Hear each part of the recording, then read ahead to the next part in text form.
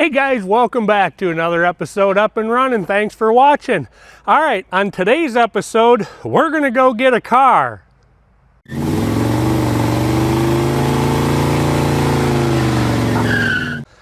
All right, so today we're gonna go get a 2015 Chevy Camaro convertible, and it is a 2SS car, which means it's got the double SS package on it, which is kind of cool. So I know what you're thinking. It's like, Ken, what are you doing buying a new car? I know. Well, this thing's been run hard and put up wet. So you'll see what I mean when we get there. And there's going to be a lot to do on this car. So I hope you enjoy it. So what we're doing today with this car is, it's one that I picked up. I've actually known about this car for a long time. I just finally made it work where we can go get it. And the part of the deal though is I'm not going to be able to film actually getting the car out. It's in a carport or a little barn, and the people don't want it filmed, and I get that. They got some stuff going on, but we're just not going to get into that anymore. But so I'll film it going on the trailer, and then of course when we're working on it. So it should be fun. It should be a fun little car, so I hope you enjoy it. Oh yeah, I forgot to mention too, I'll film loading if I can, but there's a vicious dog where we're going to that runs around all the time that will attack you, and he's bitten many people. So I don't know exactly how much I'll be able to get when we're loading the car, but I'll do what I can for sure.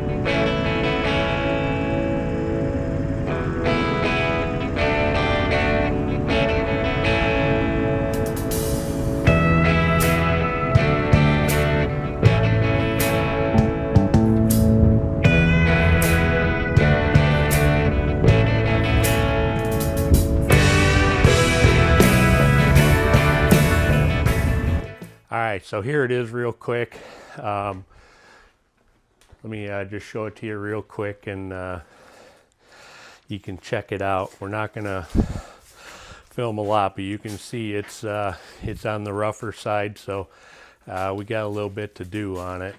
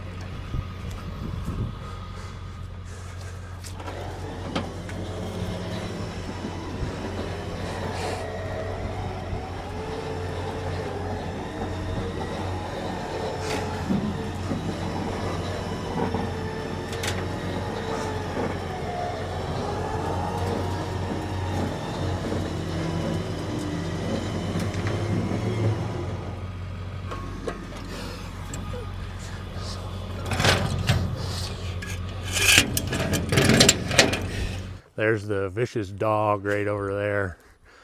She came after me a little bit, but anyway, we got her loaded up. So we are gonna get out of here now.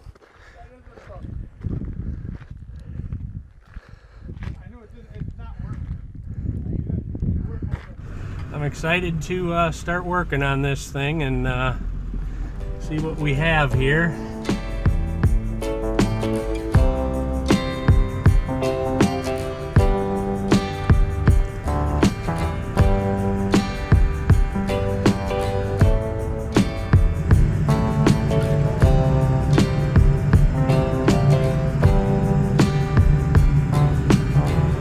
Got a red car chasing us. I think we can lose it.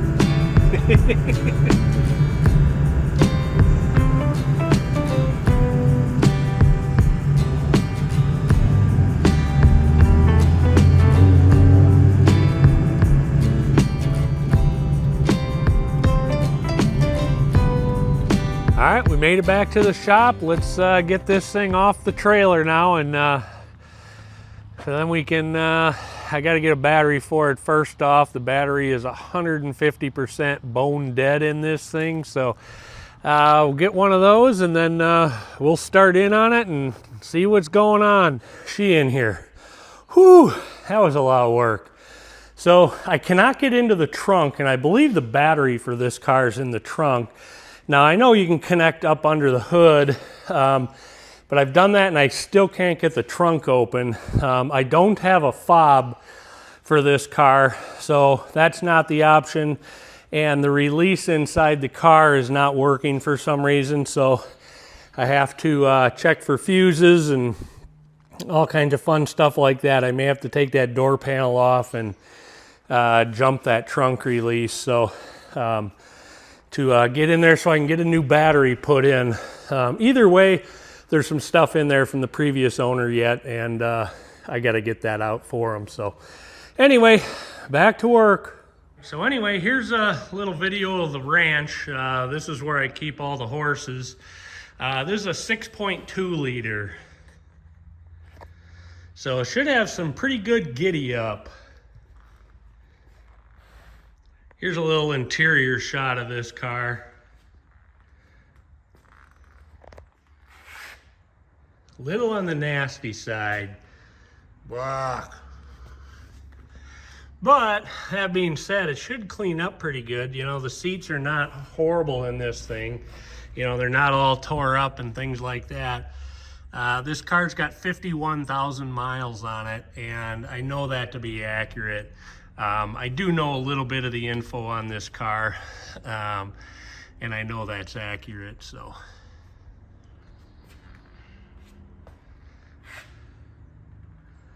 Sure is dirty though. Woo, Nelly.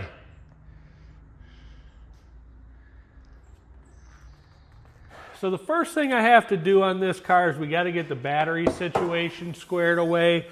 And the battery in this car is in the trunk. Now, you just say, well, just open the trunk up and do it.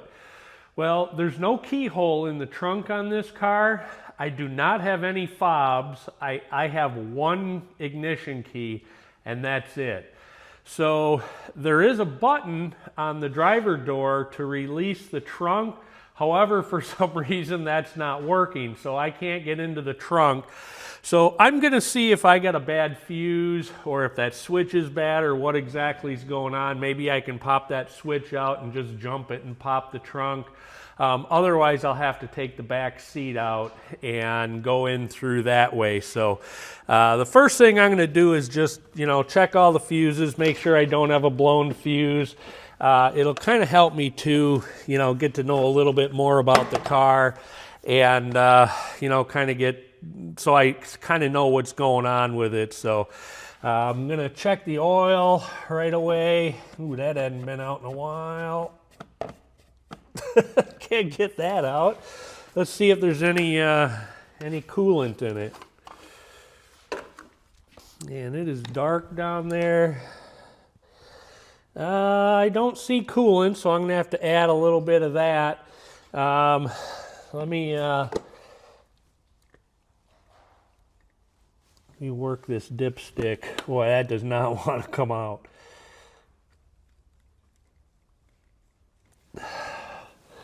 I cannot get the dipstick out, so I'm going to work on that too, and then we'll check some other things. It looks like it's got brake fluid in it. Let me look at the belt right away, see what kind of condition that's in. That doesn't look bad at all. So, all right, well, let me get that dipstick out.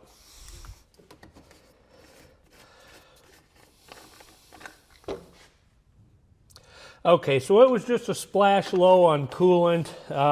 It wasn't, you know, really that low at all. I got the dipstick out here, so let's see what we got going. Yeah, we're in pretty good shape on the oil. The oil looks probably like, you know, half or 2/3 the way through an oil change. So that looks all right, and it's basically at the full line. It might be just a tiny bit below. So what I'm going to do now is I'm going to go through all these fuses and take a look at them and see what we got here. So the release for the trunk is right here on the door.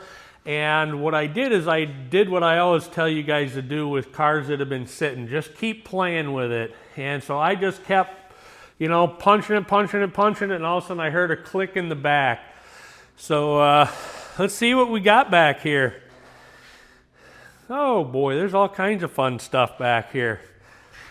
All right, well, I'm gonna dig through it and get down to the battery, and we can go from there and see what's going on. So I got all the stuff out of the trunk, and there's a big pile of sand in there, so looks like we can throw that on the floor and go to the beach.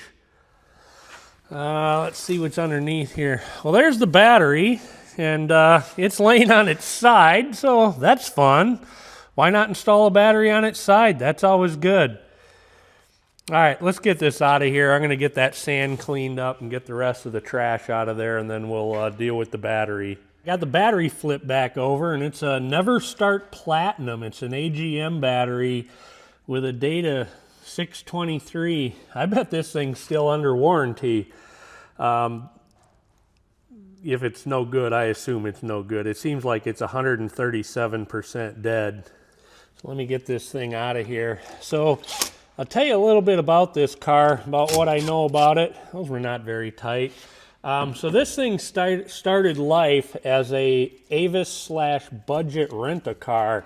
However, it was driven by an 82-year-old woman who just drove it to church and back on Sundays. So it was really well cared for. No, I doubt it. I really doubt it. But it did start life as an Avis rent-a-car. So I'm sure some people had some fun with it. So the guy that I got it from got this car in 2017, and it had 17,000 miles on it when he got it. Trying to get this cable off. And he's had it ever since. So that's kind of the scoop on the car. I know he had the lifters done in this car. It's got one of those active fuel management things on it, and I know they went bad, and that was done. So hopefully they're still good. I threw this Never Start battery on the charger. Let's see if it does anything. I'm going to put it on 40 amps to start. Whew, the needle didn't even move. 200 amps, didn't even move. This thing is junk. All right, we'll have to get a replacement for it. So I had another Never Start battery laying around here that still has some charge in it. I don't know how good it is, but I figured I'd throw it in and hit the button, and we'll see what happens. Hopefully it goes. You know, being a fuel-injected car, you know, there's a pretty good chance it'll go. I'll cycle the key a couple times to get fuel up there, and we'll see how it goes. I know the last time this car was run was probably, I don't know, like a year and a half ago or something like that. So there's a pretty decent chance it's going to start. So let me get some junk out of the way, and let's see what happens. I put the key in, it's dinging, there's some lights in here, so let's see what happens. So all right, so I cycled the key on, let the fuel pump run, off, on again, do it one more time, off, on. All right, here we go. Cross your fingers, boys and girls. Oh, Nelly. Yeah, baby.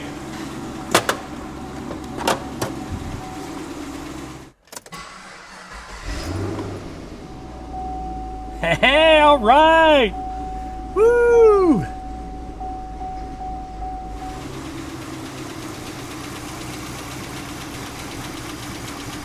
It's not running ideal, but it's running on old gas. There's a little bit of ticking. That might be from lifters.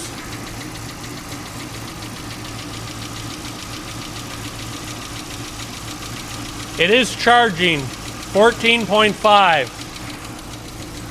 So that's good.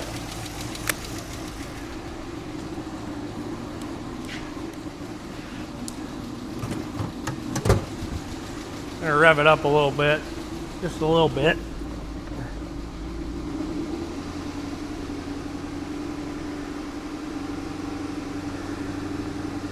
So inside I've got good oil pressure. I'm at somewhere between 30 and 70, right in the middle, probably 60.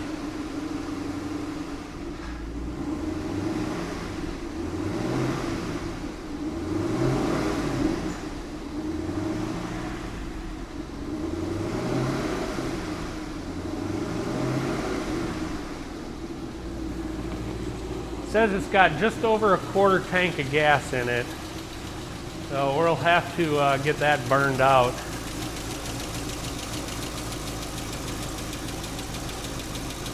I'm hoping that ticking goes away. I'm sure this thing is, you know, it's got a stuck lifter or a lifter that's not pumped up or something. So I have pretty high hopes that that's going to clear itself up.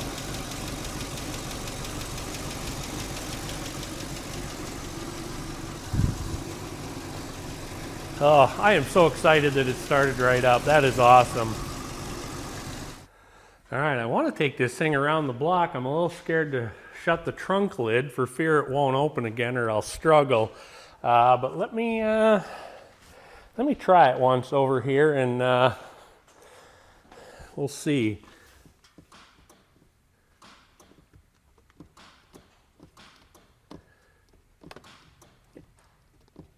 It's clicking about half the time.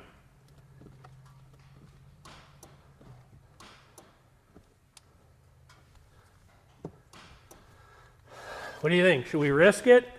I think we should. Let's risk it. See if it'll go into gear. Yeah, one in the reverse. I'm backing up. So what do you think? You think we're gonna end up walking? It's kind of jerking a little bit.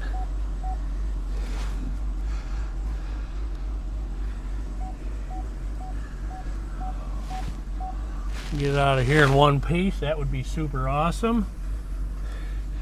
Yeah, the windshield's a little bit I didn't wash it really well. Maybe I'll throw a little more water at it here. All right, here we go. I'm sure the computer's got to do a little relearning at this point as well. There we go. A lot of it was just sun glare. See if we got brakes. Oh yeah, good brakes.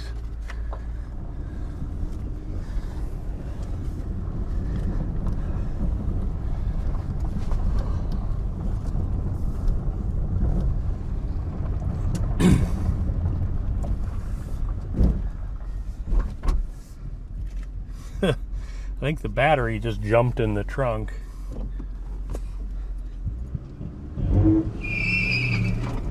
Whoops. Yeah. Oh, there's all kinds of crap blowing around in here.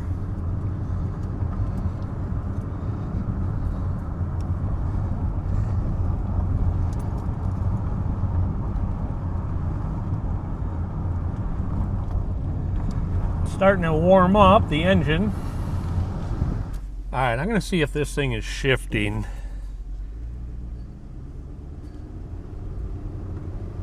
Yep, there went a second. There went third. This is a 6-speed. It's going to be a little hard to tell because I'm not going that fast.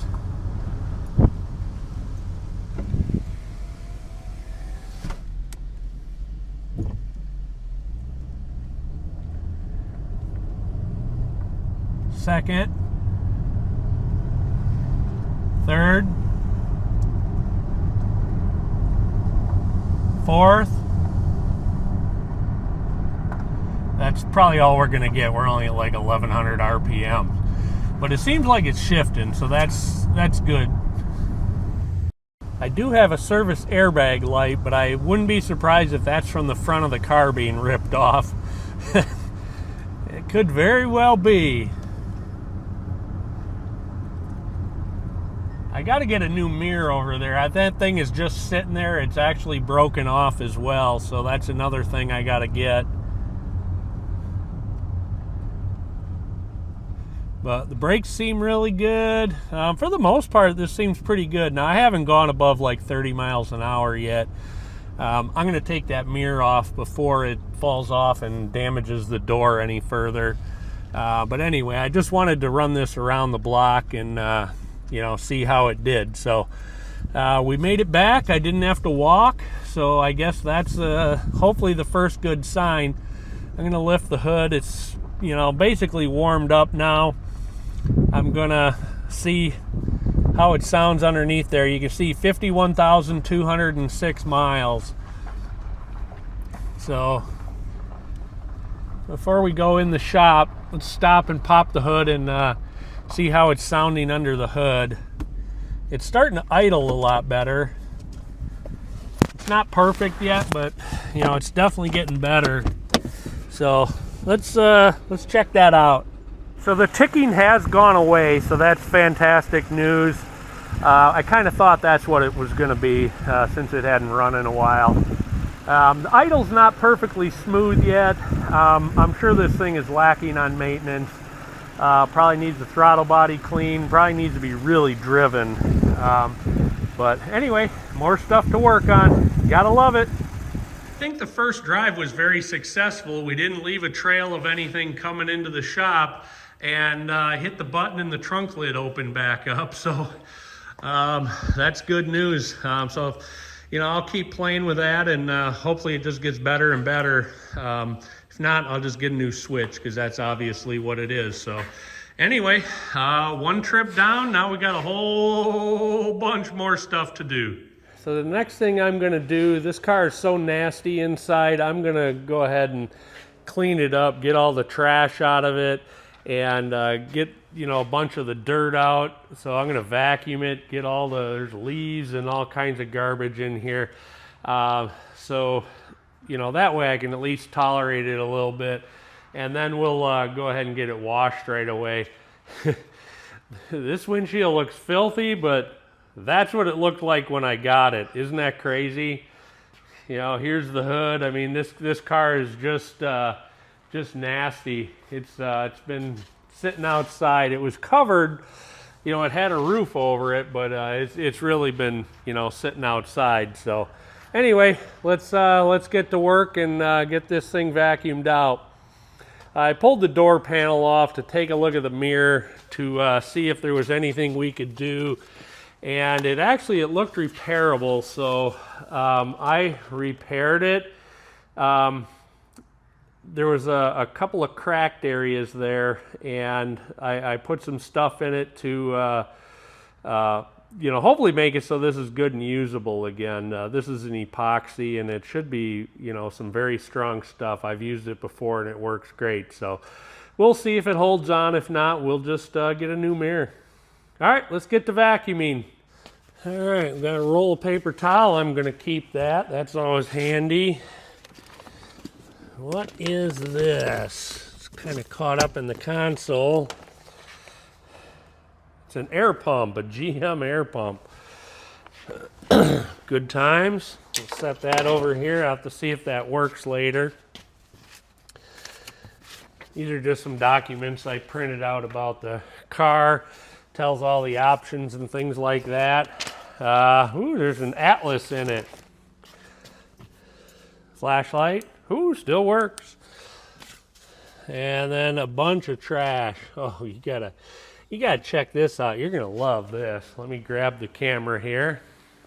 So the windows were up on this car, but look at that. I don't know if you can tell. That is a pile of who knows what in here. So, that's what I don't want to deal with anymore. That's why I want to get all this stuff out of here. You can see down in there, there's a whole bunch of stuff, just dirt, nasty. You know, everything has got like a film on it. So, all right, well, let's get back at it.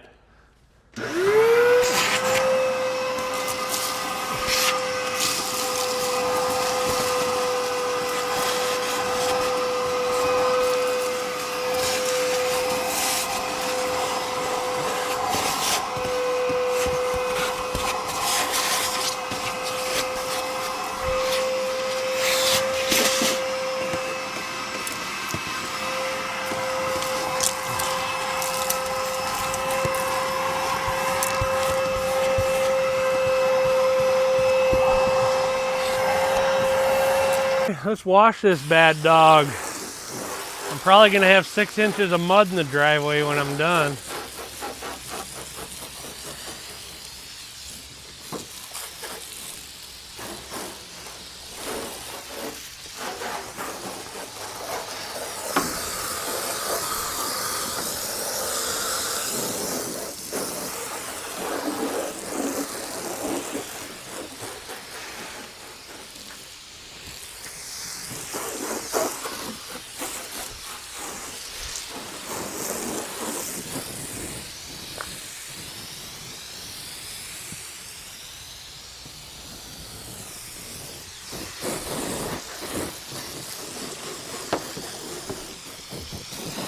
It'll be interesting to see if this leaks or not.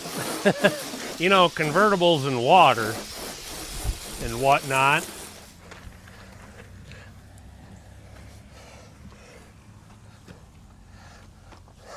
Thing is gross.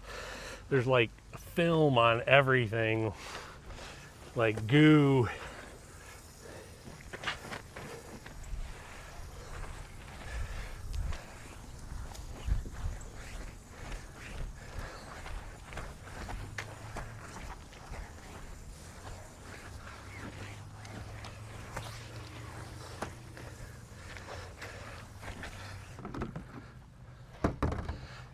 All right, now I'm going to spray some product on the wheels and see if we can't clean them up a little bit. This is a tall order for sure.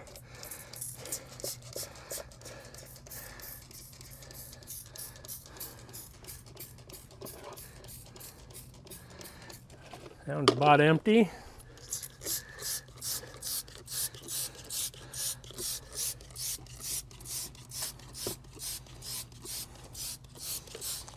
I'm mainly just really interested to see what kind of condition these wheels are in, to see if they have to be restored or not.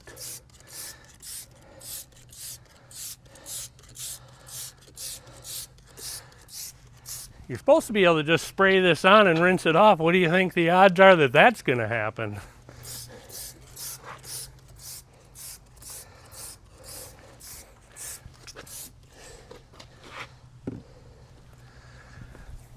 All right, let's give it a little scrub-a-dub-dub.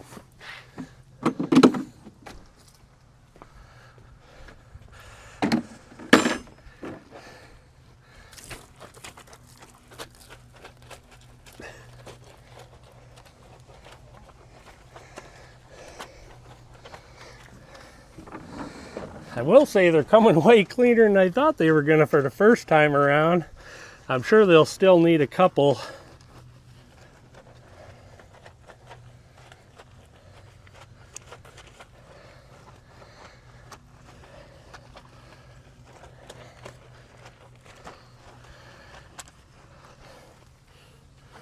Whew, that's nasty.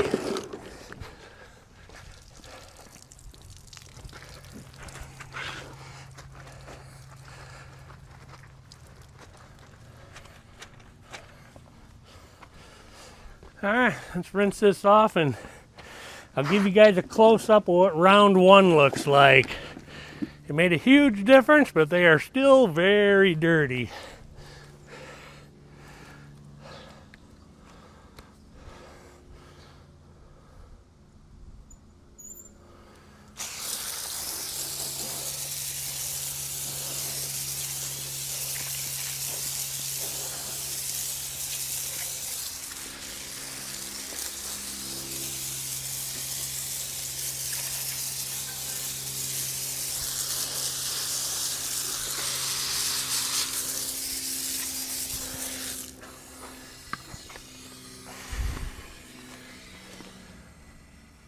All right, let's walk up on this and see what they look like.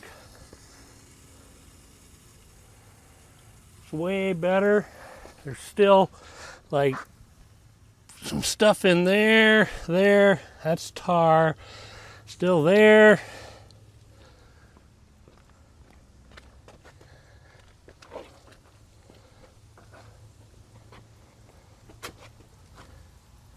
Still some up there. But I mean, for a first go around, they came out way better. So here it is with the first cleaning. It's going to take more, I assure you. And then the top is definitely going to need some scrubbing. It's still fairly dirty. I'm going to have to use a little brush, a soft brush, to scrub that out a little bit. But overall, the paint's not horrible on it, so that's pretty good.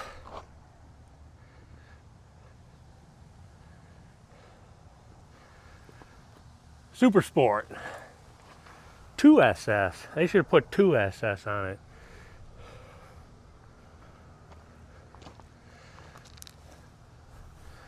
There's a couple of door dings in it, but it's not horrible. I can probably get those PDR'd out.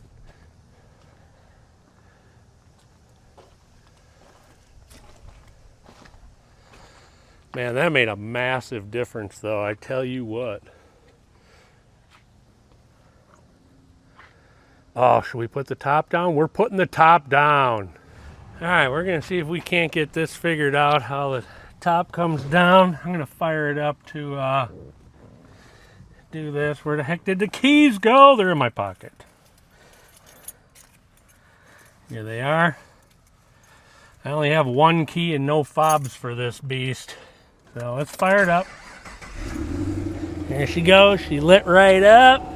Let's put some windows down. They may go down automatically. I'm not really sure. Try to get rid of some noise here. That blower is still making some noise. There we go. I think that released. And oh, there it is. I hear noise.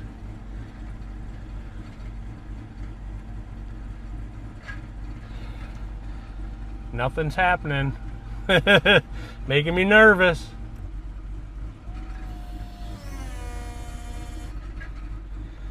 I'm sure this thing hasn't been down in a long time. Oop, there it goes! Woohoo!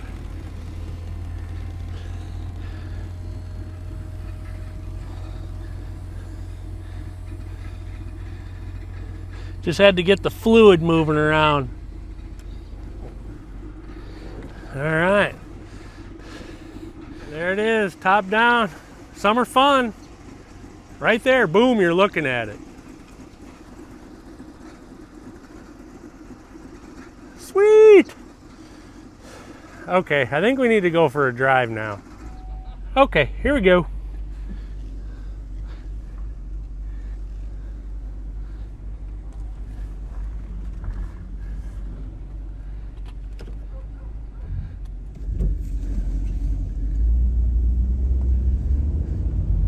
And we're off. Look at the shiny hood.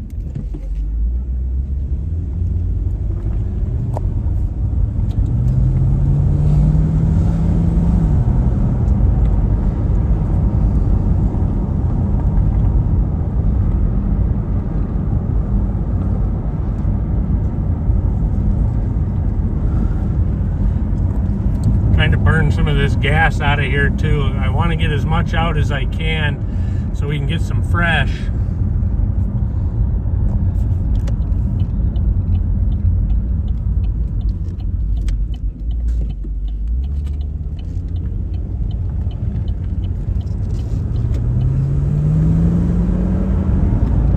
Ooh, it's got a little giddy up.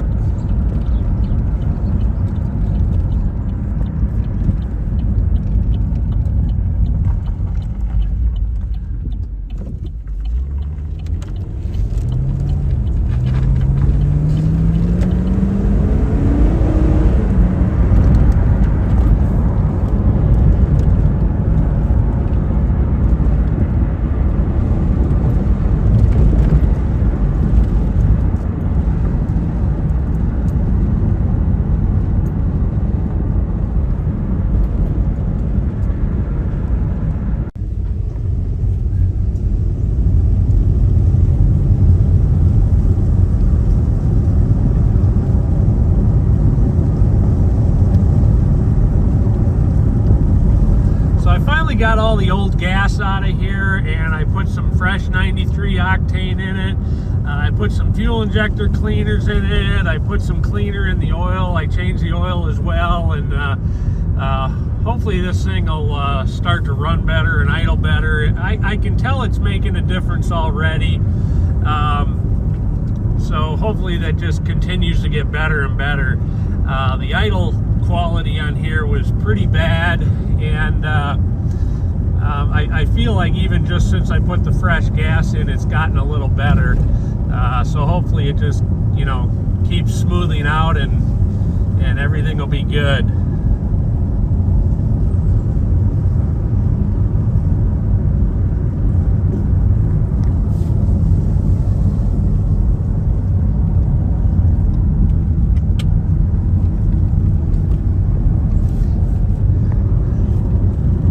This is just a great road for a Sunday afternoon cruise. I really need to clean the inside of the windshield. It is nasty.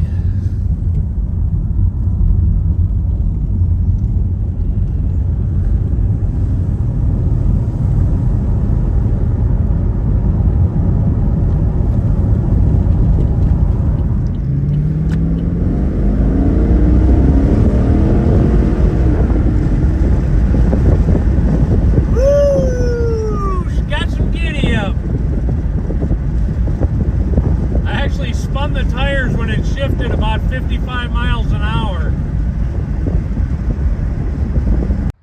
So something that I found that was real interesting, there's a sticker inside the passenger door that was from the rental company. It's got the in-fleet city, I think it says CH8, and then an in-fleet date of 5/8 of 15, so May 8th of 2015. Then a sticker date, and then it talks about like how many floor mats are in the car, where they are, keys, remotes, trunk mats, DVD package, manuals, ash cup, lighter, cup liner, mat, roof rack bows, cargo net, cargo cover, and others. So that's kind of interesting that that is still in there, and a little reminiscent of its rental car days. So I went to the boneyard today, and you can see this fender, I think you can probably see it here, is pretty kinked. It got hit right here and pushed it back, and you can see it even knocked some of the paint out. There might have been just even a super tiny spot of Bondo on it, but it definitely damaged the fender there. So I went to the boneyard and got another fender. This one, it happens to be red, so that's outstanding. And the only issue with this one is there's just, I don't know if you can see it right there, there's just a tiny ding in it. That'll come right out, and then I'll have a good fender for this. So that's cool. And then back here, we got a few components for the trunk. This stuff was all missing from the trunk. The jack is actually missing as well, and so I got to come up with one of those, but that'll go, you know, cover that hole up. So let's get that put in and knock this out. Okay, so the first thing is this battery cover's got to go on. The one thing I'm not sure about is I don't seem to be able to put the vent on with that on, so I might have to do a little research and figure out exactly what's going on with that, what the deal is. And then next, this piece was missing, so let's shove this bad dog back in here. I was able to locate this at the yard.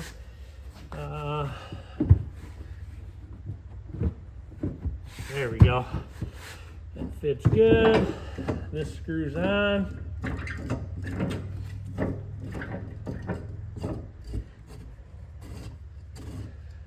What's funny was this, I actually accidentally stepped on it. I didn't realize it was there. I was looking for one, and I had gone and looked in the trunk of the car, and it wasn't there. So that was a good find. And last but not least, then this goes in this way.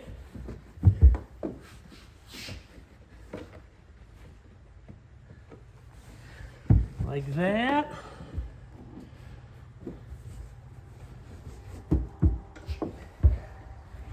There we go, and now it's got a solid trunk floor like it should, so that'll take care of that. We've got to do a bunch of cleaning in there, but there we go. Boom shakalaka. Okay, this box is hopefully a new steering wheel, and the reason I got a whole steering wheel, this car needed a cruise control switch. The switch that was in there worked, but it was super nasty. It looked like you know, some crazy animal went after it, and it was all torn up. So I started looking for cruise control switches, and I try to put as many GM parts back into these cars as I can. And I found this steering wheel is brand new for only like $30 more than a cruise control switch. So I decided to take that route. So let's open it up and see what it looks like in here. I'm excited to see it. More to it. All right. Because I think this thing's going to look awesome. The steering wheel that's in the car is it's showing a lot of wear. It's kind of nasty. It's very nasty, but oh, look at that. This one's just going to look way better in the car, and since you spend all your time staring at the steering wheel, this is the way to go. Yeah, this is awesome. It's got the right color stitching in it. I'm not going to peel this off yet because it's not time to put it in yet. It's got the paddle shifters on it. It's got the Super Sport emblem. This is awesome. This thing is going to look super good in the car. Like I say, especially since you sit right behind it all the time. So I'm excited about it. Here's what it looks like up close. This is a leather wrapped steering wheel, and I mean, those, like I say, everything is brand new in this thing, so it's fantastic. I'm excited to see what it's like in the car. Let's take it over there and see exactly what it looks like up against the other one. So I'm just going to set it in the seat there. So that's it. That's the old one. You can look and see this thing is, kind of on the rough side. There's the switch that I was talking about. You can see there's a lot of wear showing in this wheel. That switch also still works, but it's just super nasty. Anyway, so that's the wheel. So just picture it. It looks exactly right. It should. It's a GM item. So got a few more things. Let's pull them out and take a look at them. So the first thing is I got new key fobs for the car. It didn't have any, so we're gonna go ahead and program those. Let's see what else is in here. The next thing I got was I got a new trunk release switch. The release that was in there only worked like every once in a while. I mean, it probably works over half the time, but it was a little sketchy, so I just got a new one. They were cheap enough, and then these are the new fobs. And then lastly, I got an owner's manual for the car because it didn't have one of those. This one came with the actual owner's manual, and then it's got the Sirius flyer. It's got a Getting to Know Your 2015 Camaro booklet, and then it's got the warranty booklet. So that's kind of nice to have in the glove box as a quick reference, so I'm going to go ahead and stick those in there. Okay, so something I noticed is that this bar down here was high on that end, and it was where it was supposed to be on that end. So I took a level and I marked the top to see where the level was there. I could have measured the distance as well, but and I put the level down here, and it was like a half a bubble off, maybe even a little more. Now you can see it's still favoring that way a little bit, but this one is the same way. But what you can see now is that they're really close to each other. The other thing that I noticed was that this headlight up here was rotated down, and then that fender was buckled right over here. You probably saw that in some earlier video that I shot. So anyway, I got a hold of this and pulled this out as well to you know, get that fender back into place. Now I obviously have a new fender over here because this one's kind of jacked up, but I wanted to use this fender because it was still on the car to see if I could get that kink out of it, and it did. So I think we're pretty close on this. When we get the new parts now and start to fit them, we may have to, you know, tweak something one way or another, but I think we're really close now, and hopefully soon the new headlight will come. I can get that in, see how that fits. I can get that fender on and then see how that fits as well. So I got this plastic piece put back into place, and you can see it kind of took a shape to the way it was. So there you can see how high it was compared to that side is sitting on the cross member like it's supposed to. So, you know, obviously this piece is trashed, and I'm gonna get a new one, but you can see the difference there on how much that was off. So I'm excited that came out so nicely, and you know, now we'll just keep moving on as new parts come in. Another thing I'll show you here is this body line is pretty uniform now, and before it was wide at the front. And then I'll show you this fender. You can see how it's in line now, you know, kind of like what it's supposed to be. I'm still not going to use it because there's a buckle. I don't know if you can see it, but there's a buckle right up here, and then there's a buckle right here, and then it's still funky right over there. And there is, if you feel on the back, there is a little Bondo right there too, where there must have been just a tiny ding in it. It's not very big. But then the front of this fender's rolled over right here, and there's a low spot right here. So I'm glad I got a new fender for this. And so I think all this is straightened out now, pretty close to where it should be. And like I say, we'll move on as soon as some new parts start to come in. So this car has an oil leak that I want to address. So if we go up underneath it and you look right up there, like on the catalytic converter, you can see it. You can see it hanging off the transmission lines there. It's, you know, you can see it coming down the bell housing, up on some wiring there. And if we look way up there, you can see it's wet, you know, way up there. So I think a valve cover's leaking. You can see it on the starter. But if we look at this side and we look way up there, it's dry on the head up there. I don't know if you can see it, if it's focusing all the way or not. So I think we've got a valve cover leak over there. So let's go up there and check it out and see what's going on. I'm going to try to get this down here. I don't know if you can see the mirror way down in there, but you can actually see the gasket hanging out. I hope you guys can see that. It's hanging out of the back of the valve cover. So that apparently is where our oil leak is. And then if you look down below it, there is oil on the head there. So that's the issue. So I'm going to try to zoom in on this once and see if we can see this a little better. Okay, I think you might be able to see it there now. Yeah, there you can see the gasket, that black thing hanging out of the valve cover. So that's definitely where our leak is. So I'm going to get that taken care of. So we got to pull the valve cover off to do it. So I got that engine cover off. So you can see there's just a few things, some wiring we got to unplug. We got to unplug the spark plug wires.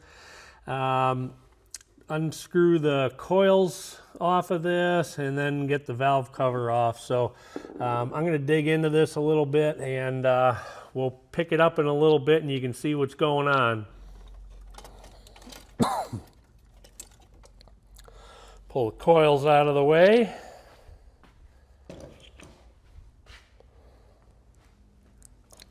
All right, now we're down to the valve cover.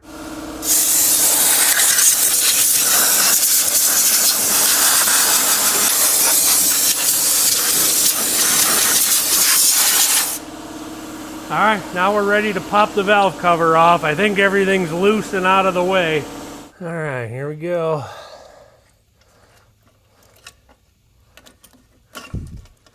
Trying to do this one-handed is a little bit of a challenge, but there it is, she's out.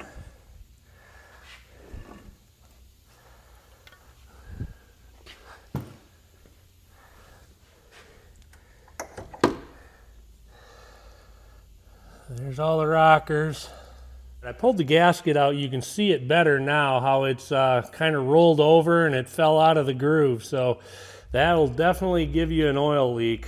And that valve cover is laying in the same orientation that the gasket is.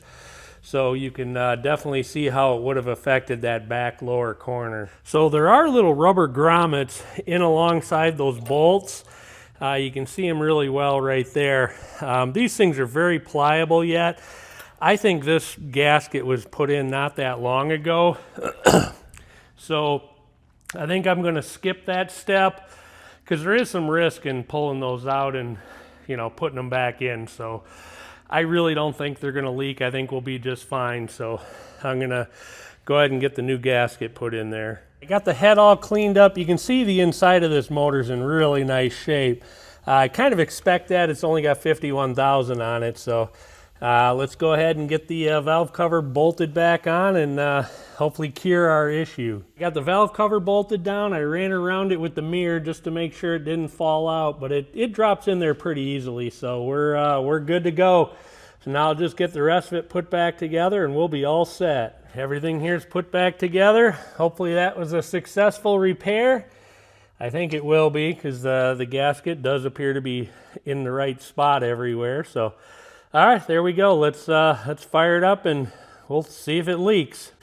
All right, pull the fender off. Whoop. There we go. All right. Now we'll test fit the new one on, and I think we're gonna have to like tweak this just a tiny bit just to make it fit, you know, with the new fender and then the headlight. I got a new headlight and I set it in, and there's still something that's just a tiny bit off right here. I mean, it's like that much off, so it's not a big deal. So I just got to get the good fender on, and then we can straighten that all out. I got the new replacement fender, the used fender, bolted on. So now I can attempt to adjust that so everything will fit properly. I got that all straightened out to the point where the headlight fits really well. And if you look into here, I don't know if you can see it. That's a bolt hole there. And then there's a bolt hole right there. So this thing sits just where it should, and everything should line up really nice now. And then I got the fender aligned on the car as well, you know, and the gaps set and, you know, stuff like that. So should be in good shape here now. It's nice when you get a GM fender and everything just lines up right. Ed's starting to do the body work on the fender here now. There was just a couple little dings in it, nothing serious. But you know, now's the time to get that all straightened out so it all looks pretty when it gets put on the car. We got a bunch more stuff today. These were a few items that I had to get from Chevy Direct. And then the fascia or the bumper cover itself is over in the other shop. So that's where we're gonna have to, you know, start sanding that and, you know, prepping that for paint and all that good stuff. I'm gonna put the first piece on. Right there it is. Replacing that one. This one's all busted. It's cracked all over. It's missing a piece over there. So let's get that put on and we'll accomplish something on this car. It'll be on its way. There we go, first piece all installed. Looks pretty, don't it? I'm not gonna show you every single piece I put on the car, but you know, that was the first piece, so you gotta show that. I mean, that's a requirement.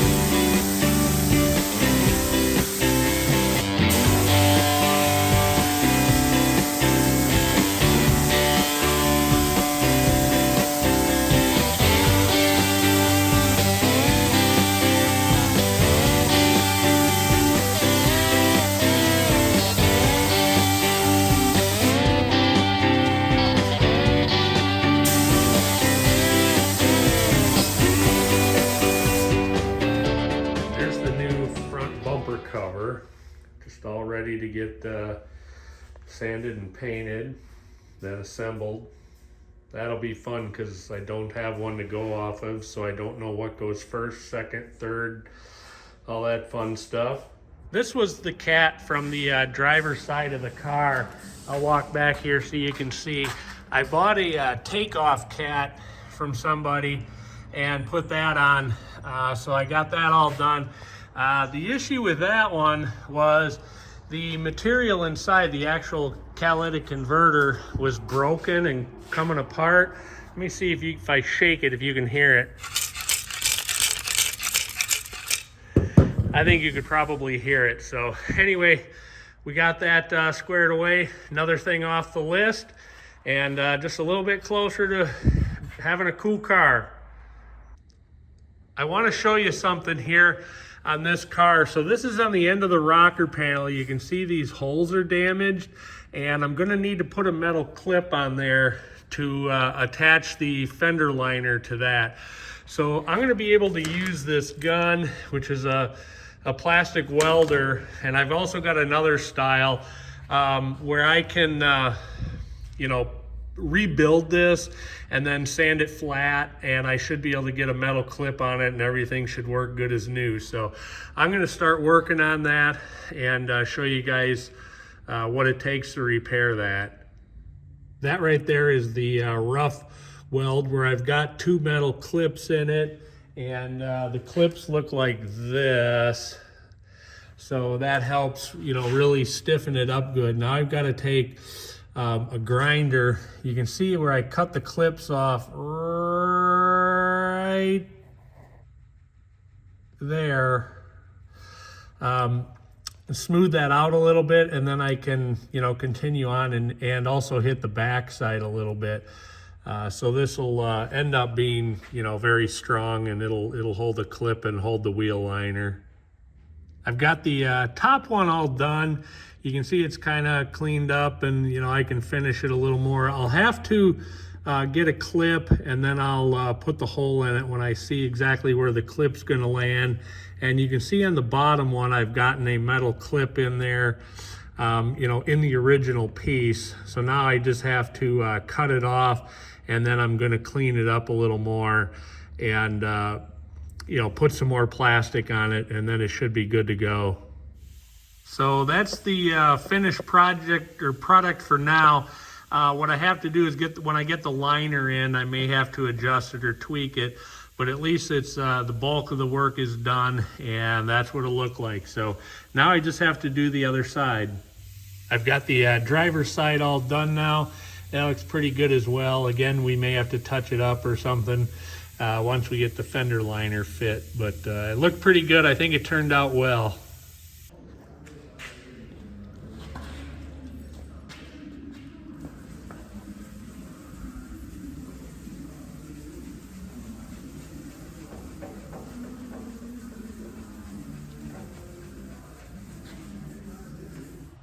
All right, the fender's all sanded out now, so it's ready to get painted. I'm just gonna look at it one more time just to make sure so I don't miss anything. But it looks good. It's nice and straight.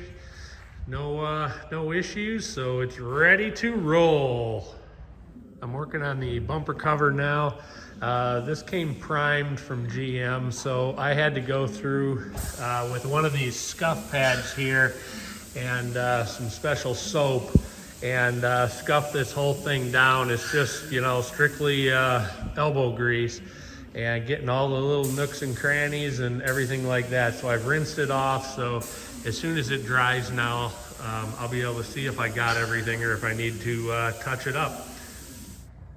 I've got the bumper cover all taped off, so we should be good to go as far as the paint goes. So now we just got to get it in the booth and get it sprayed. I'm excited to see what it ends up looking like. Should be pretty cool.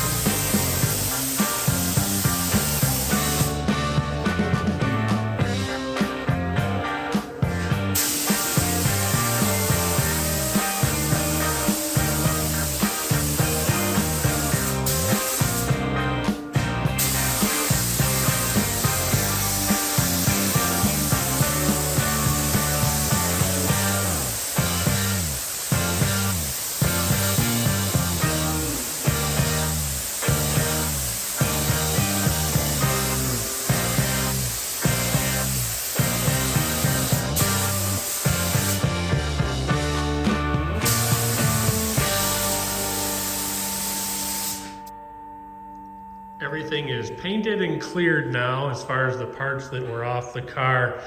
We're still going to have a little more painting to do on the car. Man, these things came out fantastic.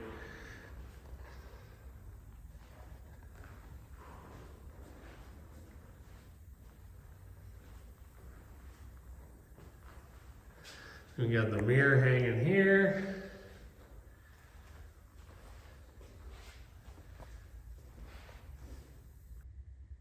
I have new Brake pads and rotors all the way around. If you look at these, there's like an edge on them, and they could probably be turned, but I've just not had that good luck with turning them, so I'm going all out and putting new ones on. But if you look in there, you can see they're pretty well worn out. So time for new brakes. So the way you get these pads out and rotors off and all that stuff, there's pins here that you have to tap out.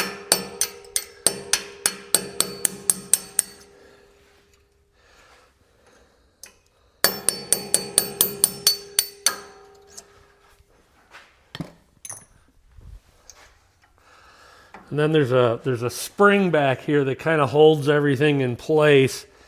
You gotta get that spring out as well. Oh, they're a little crusted in, not too bad.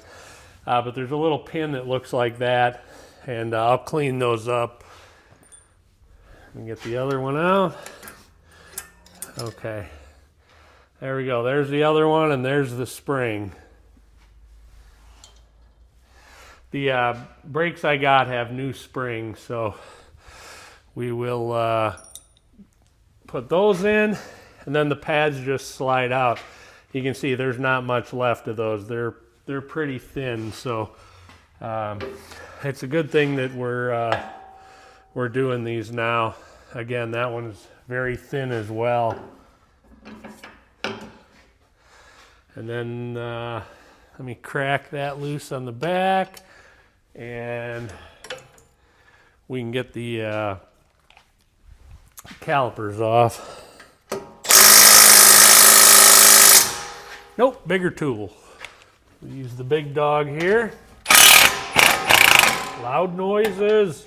That one's not going to work. Got to get a swivel or maybe a deep. The deep socket was the ticket there. You figure out where the best place is to hang this. All right, guess we'll hang it there. The pistons are all the way back or really close. I might have to tweak them. But now there's a screw right here that's going to keep us from getting the rotor off. All right, that came out. It's less fun when those don't come out. Okay. Oh, that's a big groove on the back of that rotor. It's a good thing we're doing these. Just got to give that a little love tap. I don't know if you can see it, but there's a big groove back there. These are pretty worn. I don't think we'd have been able to turn these. That groove was pretty big. So, all right, let's. I'm gonna wire brush this. Get that all cleaned up. Make sure we don't have any issues that are gonna have things, mount things crooked on the car. These are not real bad though. On some real late model cars, I've seen some that are just super rusty, and they've been Texas cars their whole life. It's just, I don't know if it's the quality of the metal or what exactly it is, but they're not good. I tell you, the quality of brand new cars is terrible now. These are coated rotors. I'm still just going to wipe them down just a little bit, just to get anything on there off that should not be on there, so we don't have any issues at break-in time.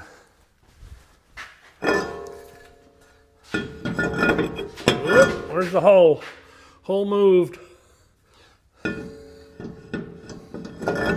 There we go, hole lines up.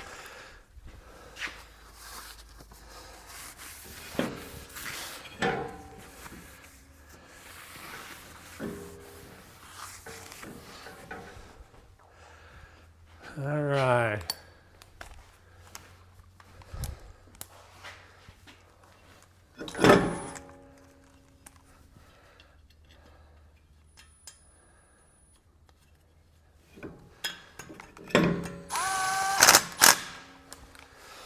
All right. Rotor's being held on. Okay, next step, let's get the caliper on.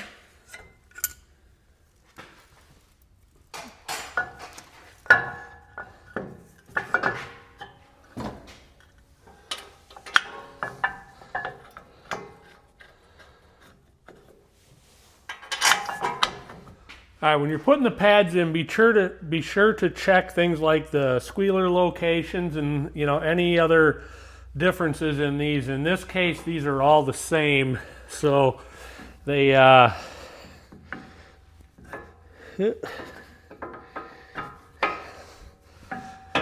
they can all go anywhere they want. So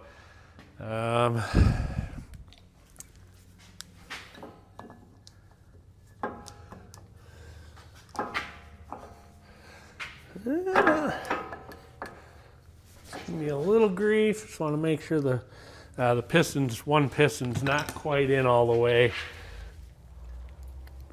Oh, there we go. I was able to just squeeze it in. There we go. Look at that, like butter. All right, I got to clean the pins up and get those put back in. Okay, so we got the new spring. There's a little like slot or groove in there where the pin goes through, and I put that in wrong. Right off the bat. There we go. Correct way now. Correct way always helps. Makes it work a lot easier. Whoop.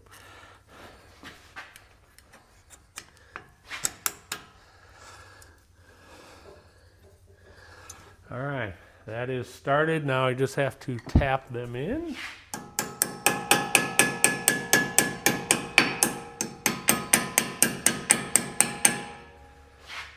Just gonna set them with the punch to make sure they're in all the way.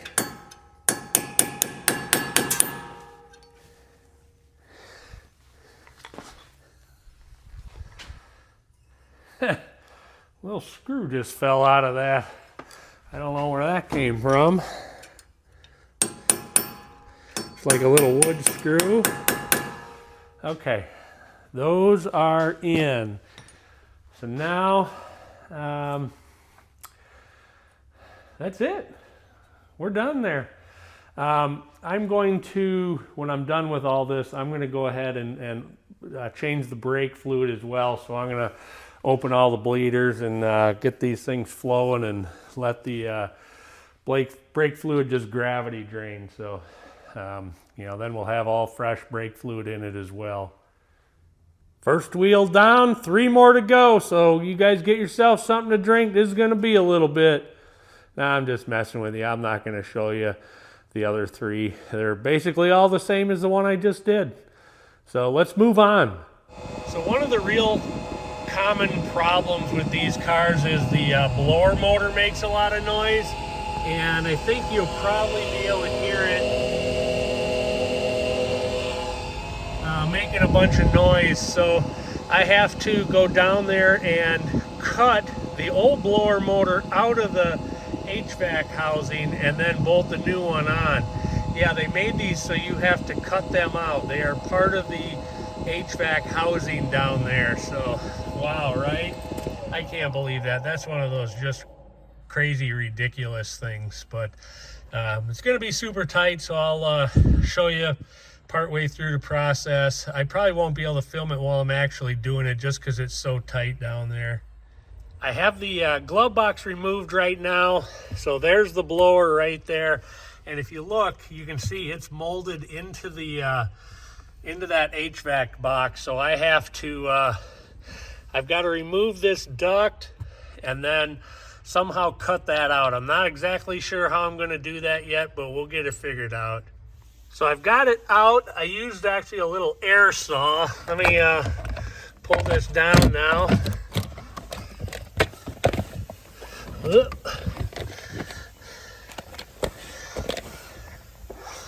So there it is. It's out. That's the hole. You can see the filter there, the cabin filter. Oops. So this took a little chewing to get it out, but we got it. So now let's get the new one in the hole. All right, there we go. Everything's in. You can hear the new one. It's quiet. I'm gonna call that a success. Got the duct back in, so we should be good to go now. I wasn't going to originally paint the hood because, you know, I stood back here and went, oh, that thing looks awesome. There's no dents in it or anything like that. But if you get closer and you look at it, you can see like that. You can see some there. I'm having trouble getting this to focus. There. There's one there. All of those are spots where the clear coat is coming off, and they're all over the hood. You can see one there. Some of them are really hard to see. There's one there, but they're everywhere on the hood. So I've got to, I got to repaint this hood too. So otherwise we're just going to have problems, you know, down the road, or not very far down the road. To get the hood ready for paint, I'm going to have to take that plastic off there. There's little push pins that hold that on, and then if you look in there, there's bolts. I'll have to take that strut off, and then over here is the wiper stuff. That hose I'll have to take off as well. So I'm going to get busy working on that. I was trying to find a spot where you guys could see, but I didn't have glare, but that is not working out real well. I seem to have a lot of glare today. But these are just push pins. I don't know, there's probably 8 of them or something like that.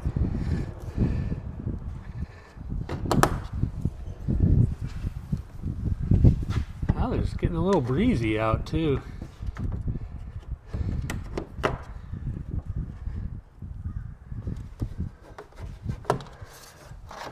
All right, there we go. That is that.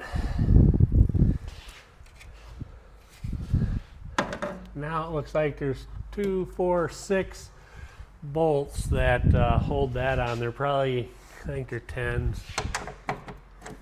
Yeah, they're 10s, so I'm going to zip those off real quick.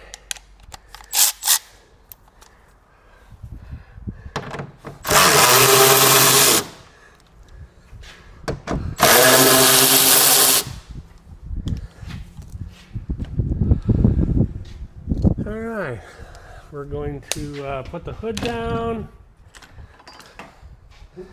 and this should lift off. Whoops, something's in here yet. This right here. Woo-wee.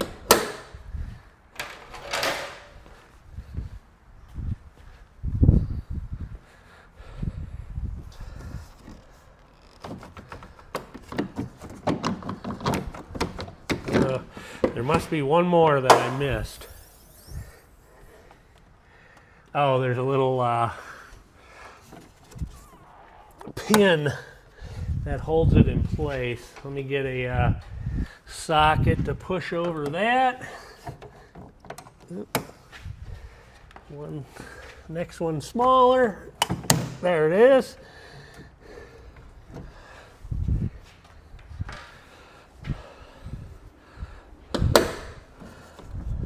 There.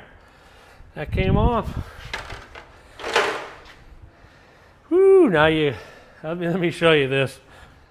You could do like the Corvettes, put a clear piece of plexiglass there, and you just stare right down at the V8 emblem. Rah, rah. Yeah. I have to take this Camaro emblem off because we're going to paint this fender. So I've just got some fish line here to, you just tuck it in behind it and just kind of saw it. Or you can just break it, you know, whatever works for you.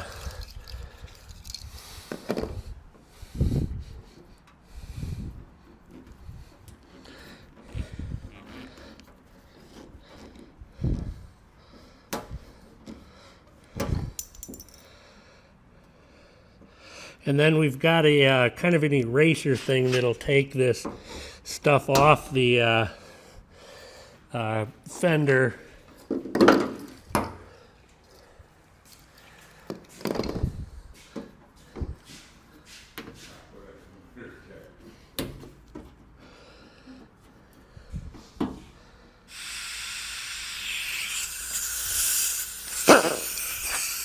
This is the eraser wheel. This is going to be a little loud, but what this will do is it'll just basically wipe all that stickiness right off the side of the car.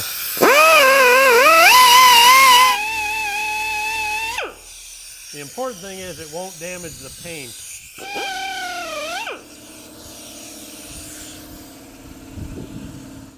So there's a little bit of residue on here yet, so I'm going to use this solvent. It's just for taking this kind of stuff off of here. Comes right off.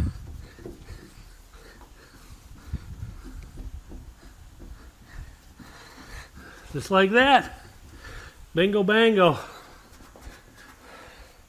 It's really too bad that this fender has this huge chip in the front, because otherwise the paint's not that bad on here.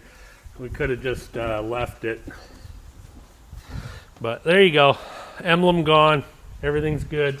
Life's wonderful.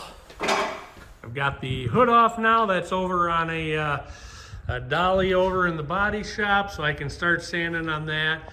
I've got to take apart the driver door, and so we can you know, start sanding on all the rest of this stuff. So should be exciting. I've got some initial sanding all done. I'm gonna have to wipe this down and then go through it and make sure there's none of those little marks that I showed you yesterday in here yet.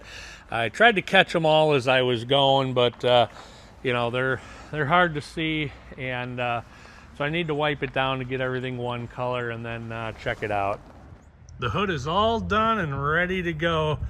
So at this point, we just got to go to the next step with it. It's all sanded out. It's flat. It's, you know, all the defects are taken out of it.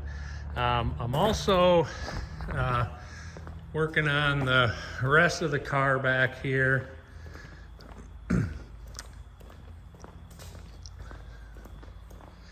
So I've got this part of the door sanded down. There's just a couple of real minor imperfections right there. And then over here, we're doing some touch up right on the very front of the fender with some big chips in the paint. And then we just started up here. There's basically one Audi dent. A rock must have flown up and hit it. And then there's like one hail ding there. And then in this door, you can probably see it right there. There's a little dent right there. So we're gonna get all that stuff taken care of next.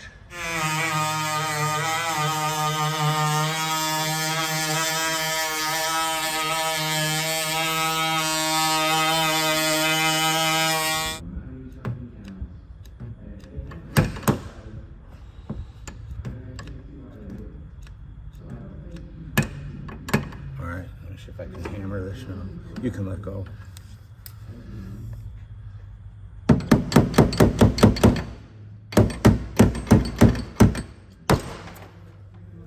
It's crazy. We're running our hand over this and it's almost perfect. It's not quite perfect, but it's super nice. I mean, almost all that dent came out in that one pull. That is wild.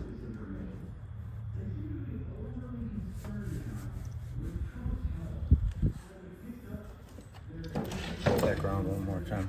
I'm gonna try and tap that down.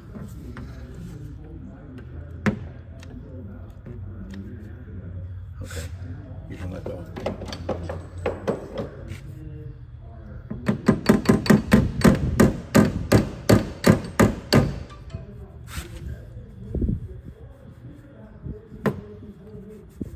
right, beautiful. Just like it never happened.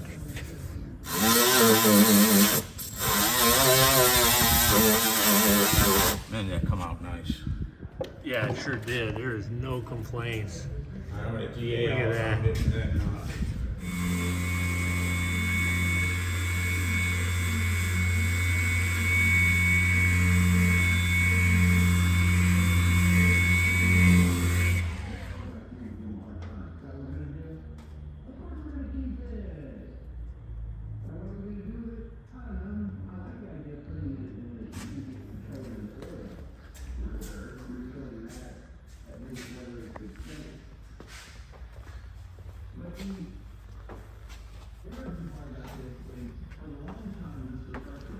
There's just a couple of real small door dings over here. They're really small.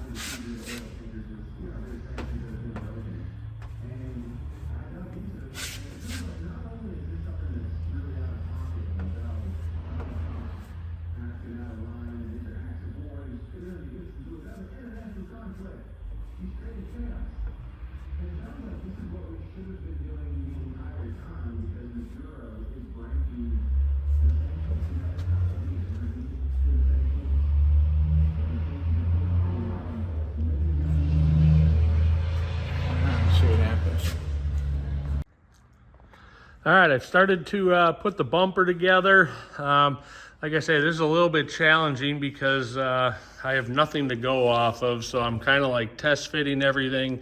It's going extremely slow, but you can see here what it's going to look like.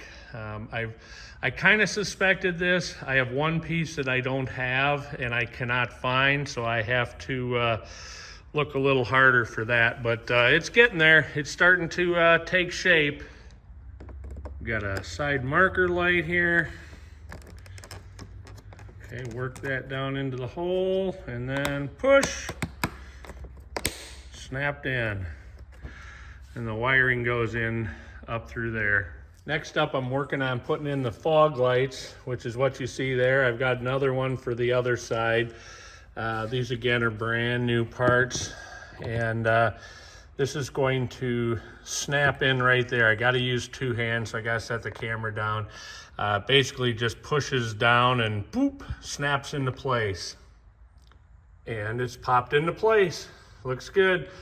I think the next thing, if I'm looking, I got to do the wiring harness, and I'm betting that runs down this channel right here and then goes to that light and then that light. You can kind of see it up in there. So I'm gonna dig up that harness and try to get that all put in. Something I'll tell you about these bumper covers is that if you have all factory parts, they are way easier to put together. In my case, I had to have an aftermarket lower grille, and I struggled to get that in. But the upper grille and the crash protector and all that, and those fog lights are all GM stuff, and they just snapped right together. So a little bit of advice: if you ever get in a car wreck, do anything you can to get factory parts. The insurance company is not going to pay for them. You'll have to pay the difference, but I will tell you, I've seen so many cars with aftermarket bumper covers on them, and they just constantly pop out, and there's nothing you can do about it. So it's worth, if you can afford it, to pay the extra for a factory bumper cover and parts. Here's an example of what I'm talking about. If you see this is in back here, but this just constantly pops out, and there's nothing you can do to make that any better. Now, that being said, this one is really good compared to a lot of them. There's a lot of them where they just basically come completely off, and they look terrible. So, and I know a lot of times people just end up selling the car then. So here's the whole wiring harness that goes in the front of this car, and you are not going to believe how much that cost. Put in the comments how much you think that was. I will tell you it was not cheap. That is a GM harness. I tried to find one of these aftermarket. I could not find one. And so I ended up just paying up. And I thought about making one, but I'm like, oh, then I got all spliced together parts and you know, so I just decided to suck it up, be a big boy, and pay for the factory one.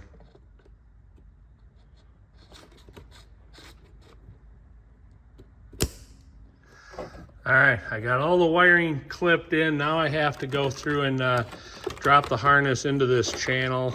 There's a push pin right here that goes into there, and then that should be done. The plug snaps into here, holds it in place nice. So we should be good here. All right, next up is those bezels. They snap down on there. I think I'm gonna need two hands to snap it into place. So I'll show you when it's done, but they just push down and snap on, but usually you gotta hold from the back and then push on the front. I feel like I've got it about as far as I can go. till I get it put on the car, but I can't stand it up, so I just got to shoot it this way. And of course, there's always got to be one thing you got to touch up. Oh well, what are you gonna do, right?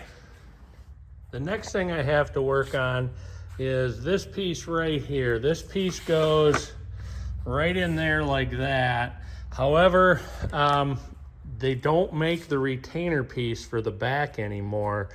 The other thing I have is I have a new SS emblem. This one's not perfect, so I figured I might as well change it right away. But I'm gonna have to make some kind of retainer for the back. I'm not exactly sure what I'm gonna do for that yet. I gotta figure that out, but anyway, it's just another thing to do. What I think I'm gonna do is try to use this old fender well and to make a piece for it. So we'll give it a try. Worst case, you know, nothing. We gotta try something. So that piece worked out, and this is in here. It's nice and snug. It's gonna be just fine. So that's great news. Everything else on this bumper, I believe, is done, and that's it. I guess once the rest of the car's done, we just gotta put it on the car. I'm up on the table so you can see this all put together. I'm excited about it. It looks awesome. There's a lot of work to get to this point.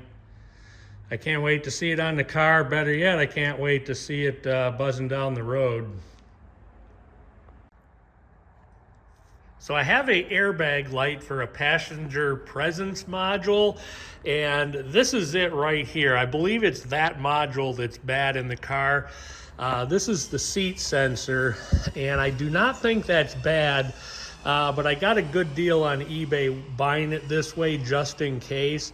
So I'm going to plug this in and try it and see if the airbag light goes off, and hopefully this takes care of it. I'll go down under the seat here and try to show you where this is. It's going to be a little snug under here.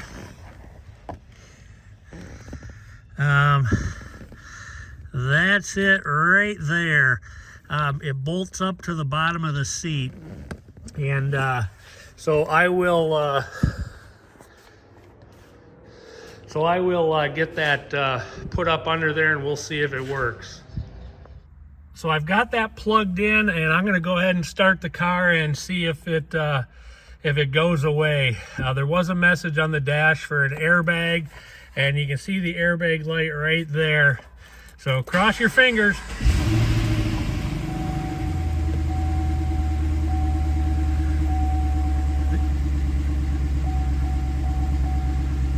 No, it's still saying service airbag, so I've got to figure out what's going on, and we'll go from there. I thought for sure that was it. Frustrating. I figured out what was wrong with the airbag, why the airbag light was on. There's a chewed wire right here, and then there's another one like back in there. You can see it. So that was why the airbag light was on. Apparently something else wasn't working in the seat, but I didn't know. I didn't realize it. But we got the seat out, and yeah, we'll get this all fixed up, and hopefully it'll be good to go. The airbag light is off. It was like right there. So we got that all taken care of. So that's good. I'm glad that wasn't anything major. The next little project on the Camaro is 4 feet of tires. If you look, it's about 4 feet tall. So 4 feet of tires. I got this all lifted up. I'm going to be taking the wheels off and sending these to be restored. They're not like super crisp and shiny anymore, and they have issues with them. Like if you look at this one, you know, there's something going on there. They're a little funky. They're kind of stained. I mean, some of that would clean up, but in general, the wheels are not that crisp anymore. They've got some little dings in them, a little curb rash. So we're gonna get that taken care of. I also are putting new TPMS sensors in it, And I got these, they're GM ones. And then I cleaned up all the lug nuts for it. I didn't think they were gonna come clean, but I took some time and scrubbed them good, and they shined up really nice. So I can't wait to see this all done. It's just little by little, you keep plugging away on it. It's starting to look like our shop is in the hood. Got the wheels back from being done, the tires are mounted, the TPMS sensors are in them. They look fantastic. I'm excited. I stuck one on the car over here just to see what they look like, and it looks awesome. So I'm gonna get these all mounted up and then get the TPMS sensors programmed. Got all 4 wheels and tires on, got the sensors programmed. They look really good. I wish it was like sunny in here so they would really pop for sure, but you get the idea. I mean, they look nice. I'm so glad I took the time to do that, because they look 1,000 times better than they did. So from this car sitting outside, it had just a little bit of a haze on the paint, so I buffed out the rear quarters here so you can see the difference. I'm gonna do everything behind the doors right now. You can probably see the difference here. Now the camera keeps going out of focus. I don't know if you can see it or not if you look at the reflection. But there's definitely some haze, so that's looking way better. Here you can see it pretty well. I buffed the spoiler, but over in this area you can see there's a haze on it. It's a little bit worse on the top of the deck lid here. It's going to clean up right nice, but I did that part already as well, so you can see the difference there. I know the lighting's not very good in here. I wish it was better, but if we were outside, you could really tell. It would really pop.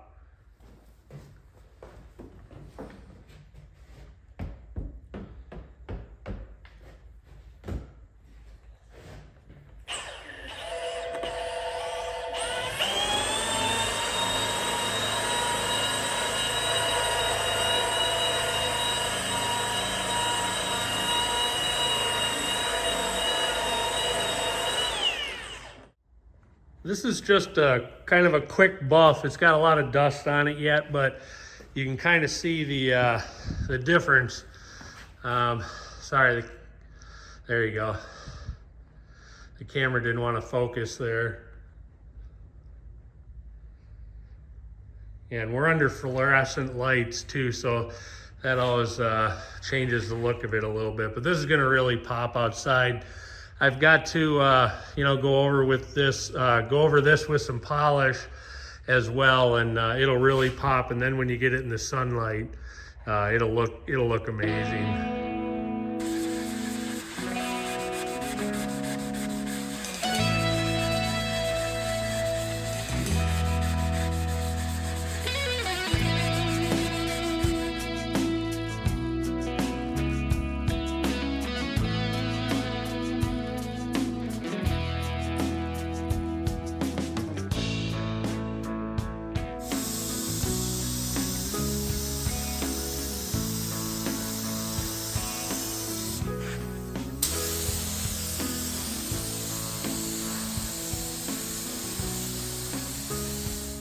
Doing some of the final sanding on here to get this all sanded down, and then it'll be ready for paint. I've got a little more work to do over here yet, but it's getting there. All right, here we go again. Somebody has got to tell me how to get those off, because I mean they are stuck on there. I mean, that is crazy. How in the heck do you get those things off? We are all ready for final paint. We'll just do one more wipe down on it before we start painting, but then we'll start shooting some red. It's pretty exciting. I'm definitely excited for it. It was a lot of work to get to this point.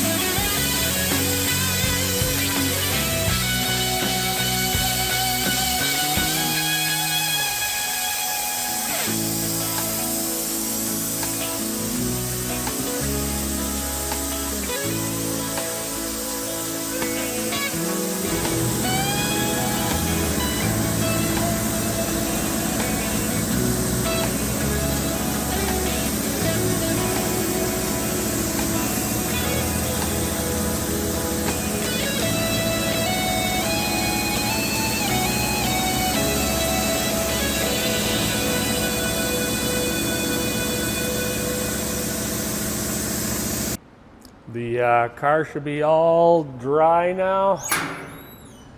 So let's go in and take a look at it here.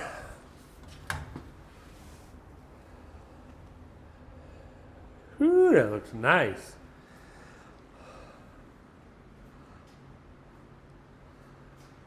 There's the mirror, the hood.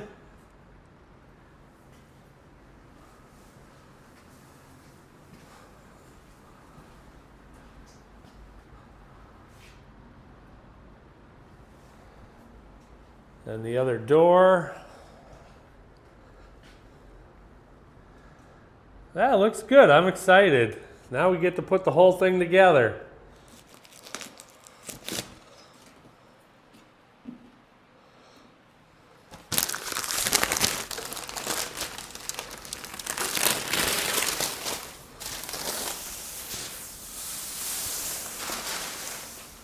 Remember to pull down and away so you don't peel this stuff up, because it will pull the paint off because it's still really fresh.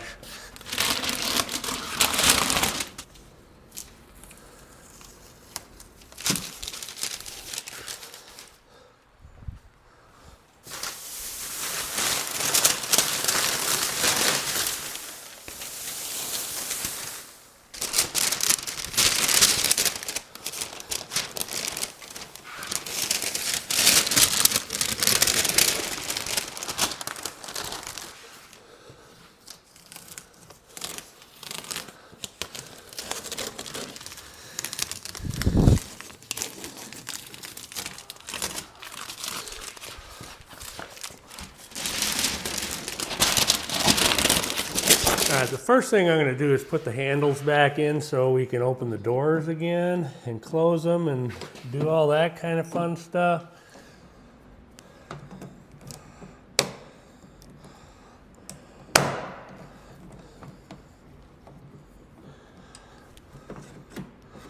All right, that appears to work, but I am going to test it before we do something bad. All right, it's working. So here we go, fingers crossed. Bada boom, bada bing. Now do the other side. So we got all the tape off, so let's do a quick walk around.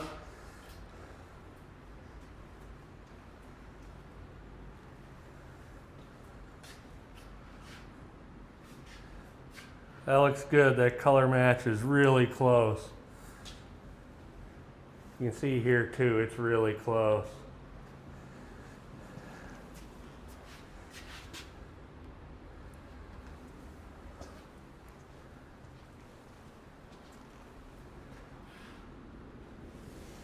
All right, now we just got to put everything back together. Woohoo! There's a few drops of water on it yet, but I got the hood all sanded down, so it'll be all nice and shiny. The hood on this car, as I showed you before we started, had some issues, and that was why we put sealer on it initially to help lock that stuff down. But this is going to turn out really nice, and I'm excited to get buffing on it. This is the second pass over the hood. You can see it's looking fantastic. I mean, that's amazing. I left just enough orange peel in it so it would match the rest of the car. You know, you don't want to have one panel that's totally flat and then, you know, other ones that have just a little bit of orange peel. So this will match the factory orange peel really well. I ran the polisher over it and man, does it pop. Look at that. Woo, Nelly. No, I'm super excited. It turned out really nice.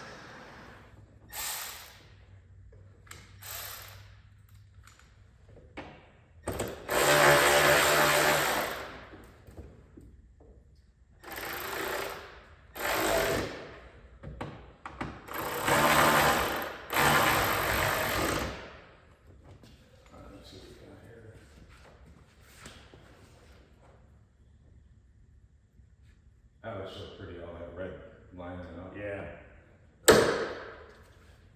We look good. I mean, just maybe you might want to. Did you change the fender? No, that fender never came off. I mean, it could have. It's not bad. Yeah, it's close. You may want to have to put the other fender on. Do that a little bit, but yeah, we'll figure it out when we get the other fender on. But It goes on the outside of that metal piece. Right? correct. I think you're in. All right, hold on. It's Gotta get your.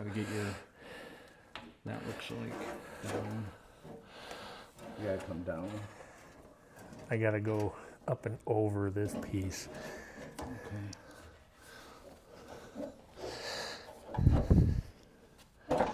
There we go. Now can you come down? That's pretty close. Yeah. That's good enough. I just need help getting it over I'm just making sure you're. into place. Pull this tape out of here so I can see the gap. We're big right now. A little tight on the top.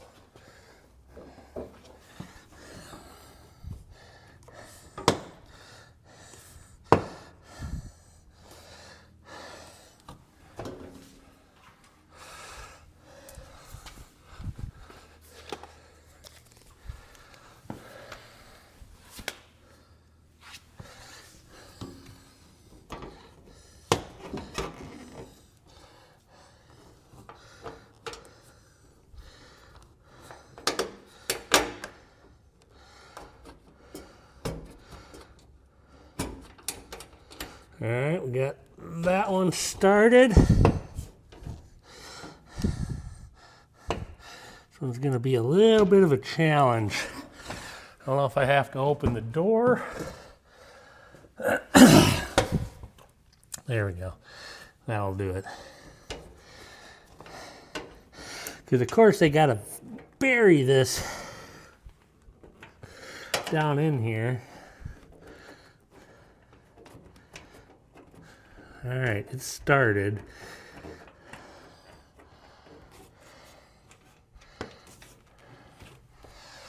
Now I'm going to slowly shut the door.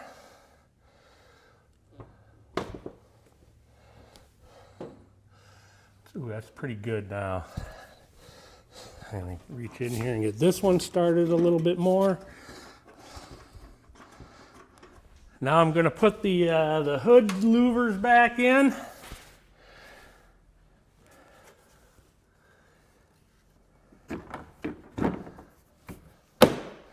There's a little snap that helps hold it in place. And then we'll put the bottom part on. Let me get the fasteners, that'll help.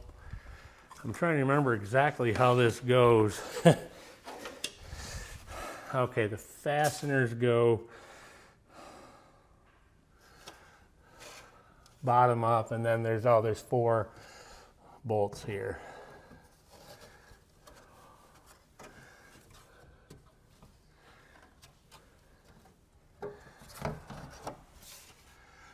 Oh, those bolts go on now before we put that together. You know, a minute went by, I slept once or twice. So I'm trying to remember how all this goes.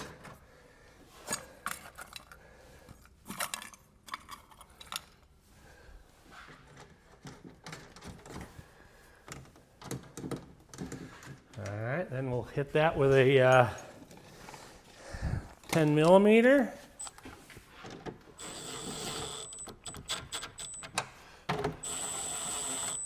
I'm not going to crank on these because they're just in plastic. You know how that goes.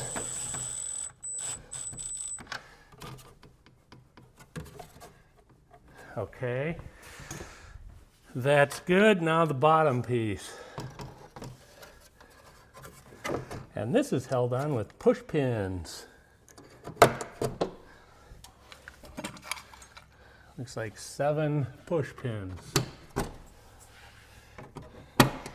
That also helps hold on the insulation on the bottom. Okay. I might have screwed up because I have 2 more nuts. So let's take that back off quick and find out if I rushed it and forgot something.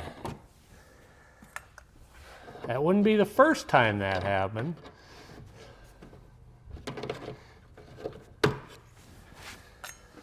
And it will not be the last. That's good.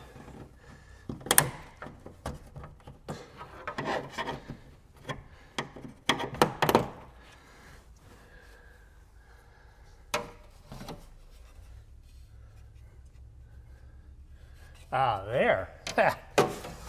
Oh, golly.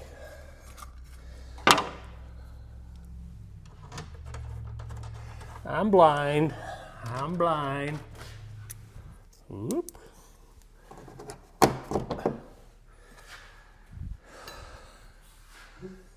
All right. Nice. All right, that's done. On to the next. I gotta figure out what that is. We gotta put headlights in, so headlights are gonna be the next thing. I took a second. One of the plugs on the back of here was had a tab broken off, so I used a zip tie to fasten it on, and that way it won't accidentally slide off. I made sure, you know, that it was nice and snug on there and wouldn't come off. So now I just got to bolt this on, and hopefully it all still fits. If you remember, we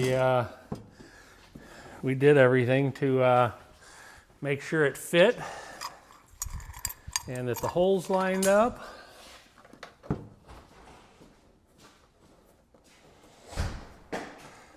right, get a screw in so it won't fall out.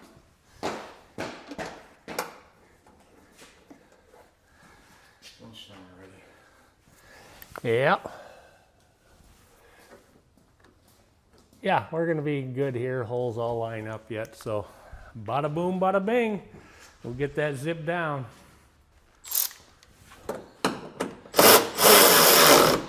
All the bolts started just like they should. It's lining up back here like it should. So bada boom, bada bing. It was definitely worth spending all that time up front to get that all aligned. All the bolts went right in and no issues. So excellent.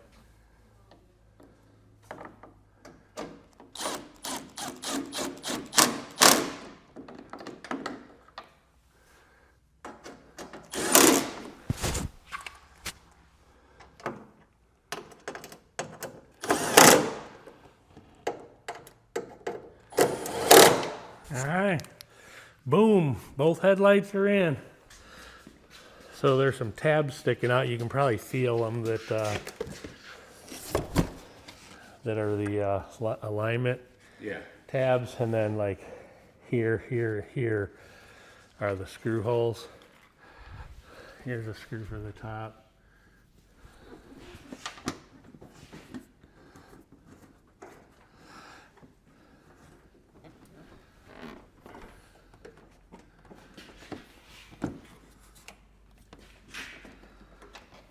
That's pretty rigid.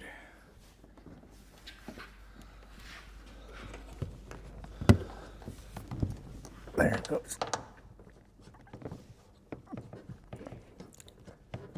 Okay. Okay, I guess that's all I need then. I can get everything else. All right, I'm gonna check the lights quick.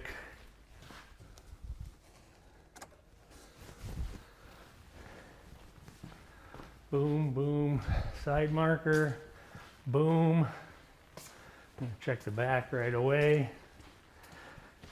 They're all on. All right, I'm gonna check the high beams. Yeah, okay. And then, I'm gonna stick the key in. Check the turn signals. See them blinky blink there. Blinky blink there. I saw both high beams go, and then fog lights. I don't know if that's the button. Not sure where it is. Oh, that is it. All right, and they're both on. Win. All right. I'll show you where the bolts are that hold this on. There's two right there, and then the third one's up there with the paper towel on it. So I just have to tighten those on both sides. And then there's one bolt that goes up from the bottom through here. And then I can put the wheel liners in. All right, so here's good times. You see that bolt sticking through right there? It goes through right there.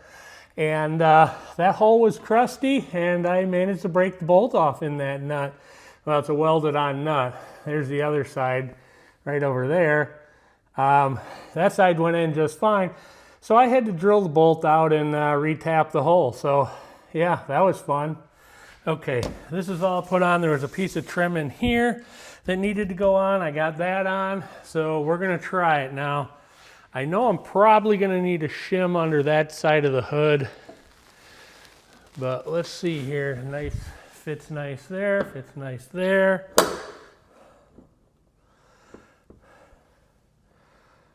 That's looking good. And it locked.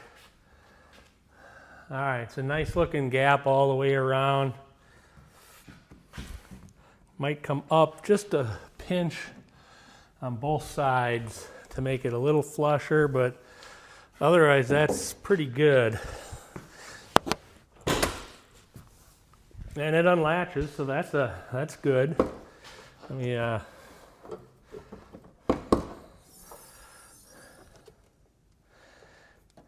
screw these out a little bit, or are they just they are a screw type, so let's try this again.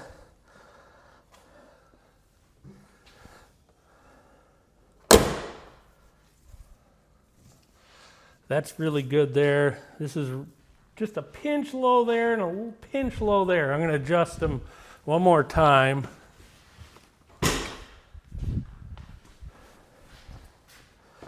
But this thing is fitting really well.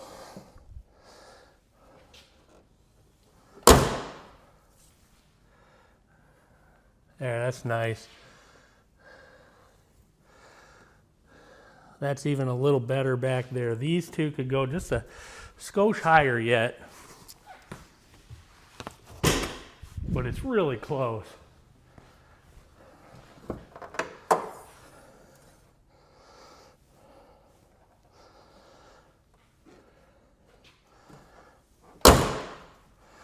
Okay, that's good.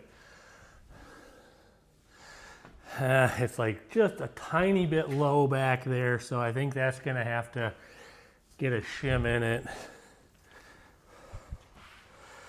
I mean, that's really close. It might just be like the tiniest hair low, but I don't think I'm going to touch it.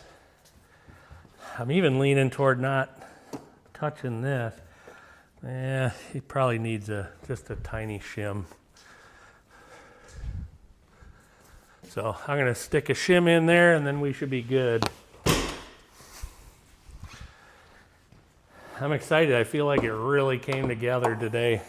Now I got to put emblems on the fenders. I'll have to clean that up, and I've got the Camaro emblems for on the fenders. We got to put the liners in, so that's going to be next. There we go. It's all put together. It looks fantastic. I'm super happy with the way it turned out. Now there's a ton of cleanup to do on it, and I'm sure once I get it all cleaned up, I'll find some areas in the paint that need to get touched up, or I mean, not with paint, but I sanded and buffed, or whatever, a piece of dirt or something. But wow, I'm excited. That looks awesome. So the one thing that I told you guys about that harness, that I said I was going to have you guys guess at how much that was. So the list price on that, if you went down to your Chevy dealer, is $600. I got it for like $480. So I mean, that is insane. For just a little harness like that, that is just crazy.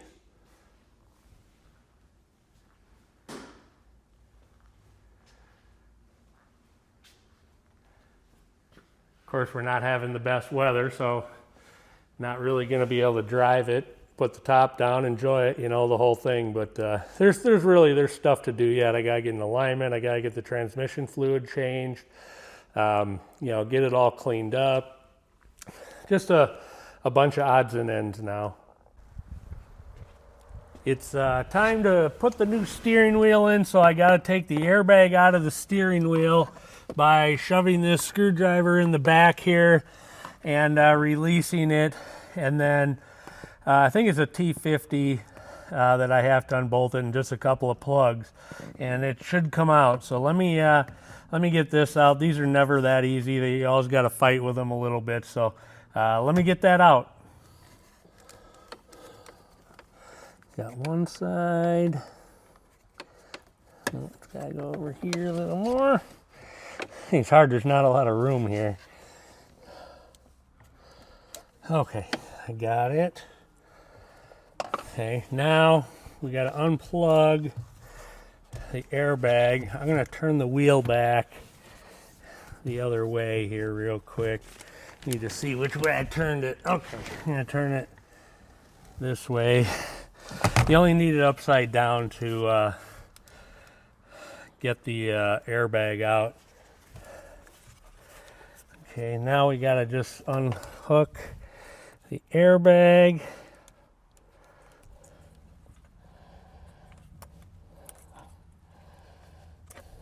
Okay. And those are color coded, so the yellow, the blue one goes on the blue is probably the best way to put it. The yellow goes on the yellow. All right, so set that out of the way, and now I have to unplug the that plug right there.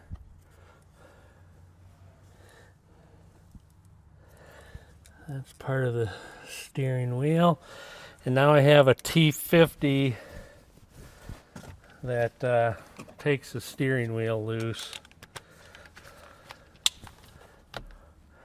There is a mark in here already that tells straight, but I put the steering wheel straight, and there should be a mark on the wheel and the hub that will also mark straight. Whew, that's a tough one. Hold on, let me get something a little bigger. All right, so I got the bolt out now. Steering wheel should come off. It's starting to come off. Okay, then you got to feed the airbag plugs through the steering wheel. There you go. Steering wheel is off. So now let's get the new one.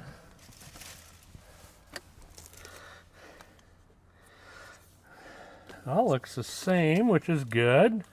It should. Let me get a couple wires situated. Then I got to feed the airbag back through here.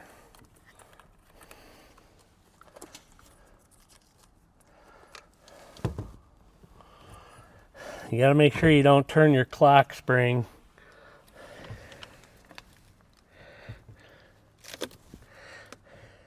There we go. Steering wheel straight. That's good. The clock spring is in properly. Just going to take a look in here and just double check everything.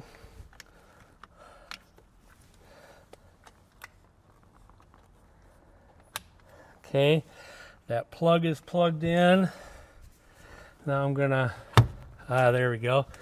Steering wheel is on all the way. The lines line up in there. So this is the bolt. So I'm gonna put that bad dog in. We had to use the big dog to get that out. There we go. The line, I put the line in the same spot, straight down, so that should be good. It feels good. So everything looks good there. Let me get the airbag. Just double checking that nothing needs any attention or anything. Yellow on yellow. And then blue on blue.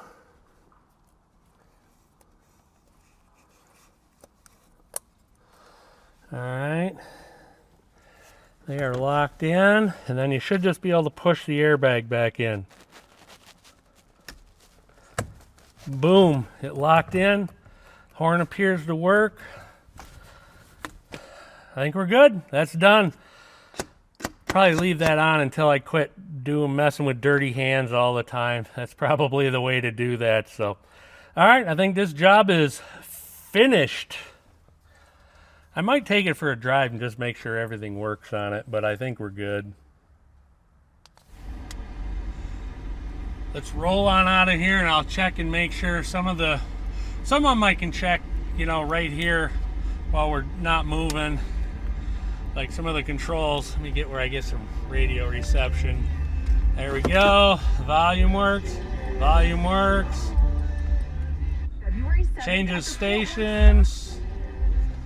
Okay, that's enough of that so we don't get in trouble. Oh, I wonder if the radio is currently powered off. Okay, well, it still worked. I pushed the button. Voice recognition feature. Horn works. So now I have to just check the cruise control and then the paddle shifter. So let's go for a little ride. All right, I turned the cruise control and the indicator came on. I turned it back off. It went off. So let's put it on and I'm going to hit set. We're going fast enough. It says the cruise is set and we're locked in at 46 miles an hour. There it's slowed down. There it's slowing or speeding up.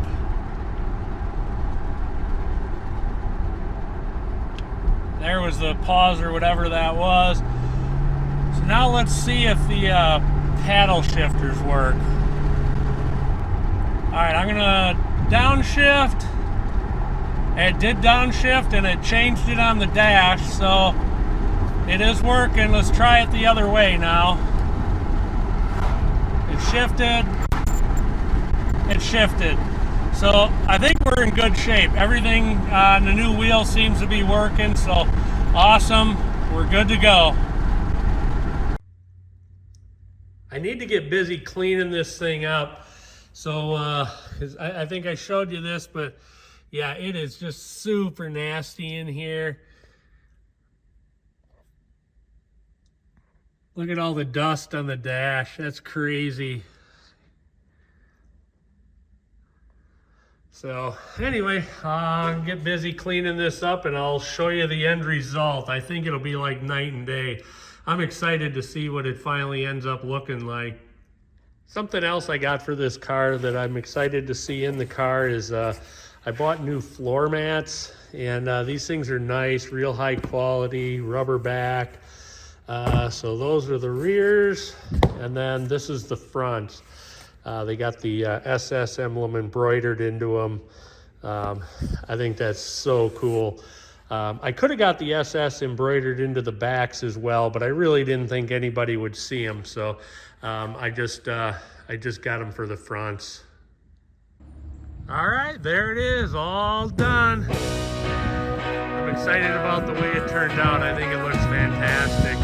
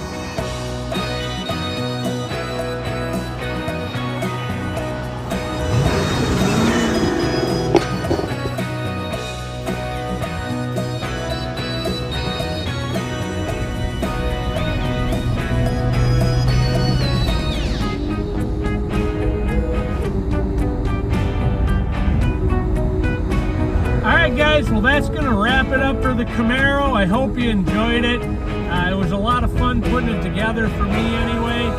And I know we're going to enjoy this car for a while. So I hope you guys enjoyed it. So be sure to come back next time, and who knows what we'll work on.